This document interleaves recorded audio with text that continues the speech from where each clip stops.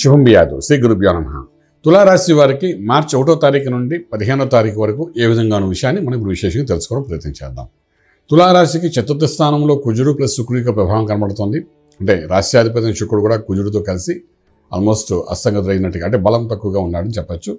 పంచమంలో రవి శని బుధుడు కనబడుతున్నారు. షష్ఠస్థానంలో రాహు, సప్తమంలో బృహస్పతి యొక్క అనుగ్రహం కనబడుతుంది. వ్యయంలో చూసేసరికి కేతు యొక్క అనుగ్రహం కనిపిస్తుంది. సో తులారాశి వారికి ఆర్థిక వ్యవహారం ఏ విధంగా ఉంటుందంటే ఆర్థికంగా కొంత గురుబలం ఉంది కాబట్టి ఏదో చిన్న డెవలప్మెంట్ కనబడచ్చు. ఉద్యోగరీత్యా చిన్న ప్రమోషన్స్, చిన్న ఇంక్రిమెంట్స్, హయ్యర్ అఫీషియల్స్ నుండి మంచి అప్రిషియేషన్ రావడం ఇలాంటివన్నీ జరగడానికి అవకాశం బాగానే కనబడుతుంది.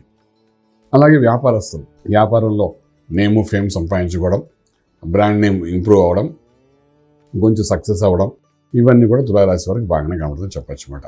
ఆర్థికంగా మనం తీసుకునేటప్పుడు అంటే ఒక 5 to 10% ఇంక్రిమెంట్స్ అన్ని 15 రోజుల్లో కనబడతాయి. అంతకంటే ఎక్కువ ఏం కనిపించదు.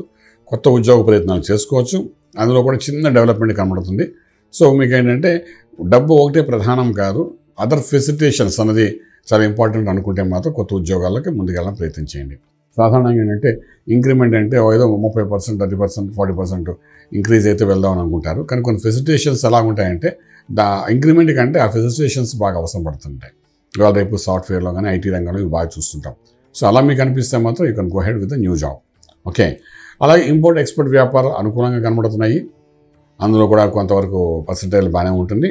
విదేశాలకు వెళ్ళి చదువుకునే విద్యార్థికి అనుకూలంగా ఉంది. విదేశాలకు వెళ్ళి సెటిల్ అవ్వాలనుకునే వాళ్ళు కూడా శ్రీకారం చుట్టచ్చు.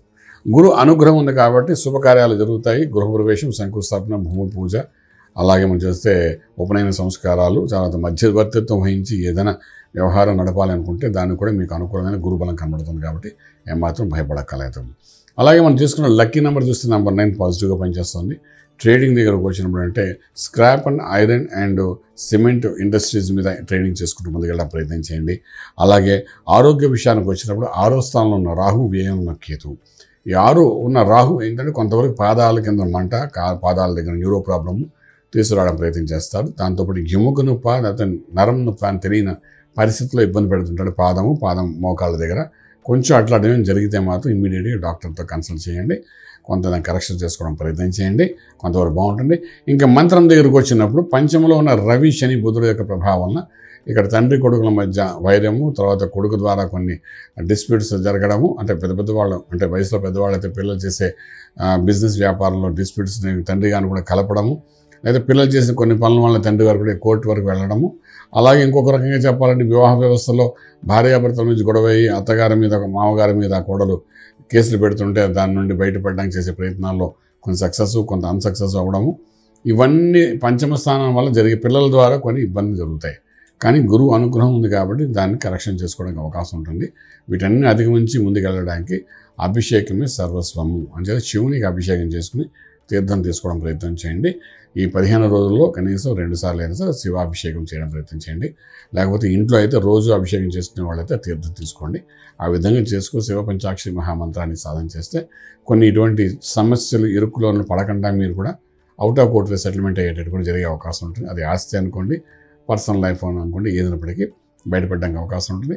రాజమార్గంలో రాజ్యం పొందగలుగుతారు. శుభం బియాదు.